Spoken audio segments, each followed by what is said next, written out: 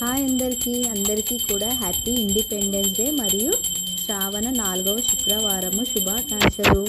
ఇక్కడ వచ్చేసి ఈరోజు పిల్లలైతే ఇంట్లోనే ఉన్నారు. మా చిన్న బాబు ఒక్కడే స్కూల్కి వెళ్ళిండు.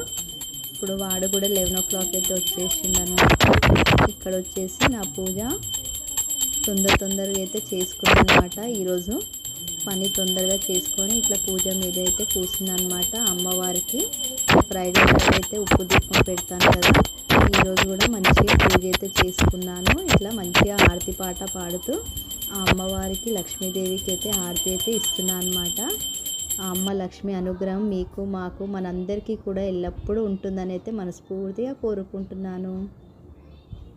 ఇక్కడ వచ్చేసి మంచిగా కూర్చొని హారతి అయిన తర్వాత దేవుడికి ఇట్లా ధూపం అయితే చూపిస్తున్నాను. పసుపు కుంకుమ అక్షంతలు కూడా వేసుకొని ఇక్కడ వచ్చేసి అమ్మవారికి మంచిగా పసుపు కుంకుమ అక్షంతలు అయితే వేసుకొని ఆ అమ్మవారికి అయితే మంచిగా మొక్కుకుంటున్నాను అనమాట. డైలీ ఇట్లా అమ్మవారికి అష్టోత్తరం కూడా చదువుకుంటాను అనమాట. అయితే ఈరోజు పిల్లలందరూ స్కూల్కి వెళ్తుంటే నాకు మా స్కూల్ డేస్ అయితే గుర్తొచ్చినాయి అన్నమాట.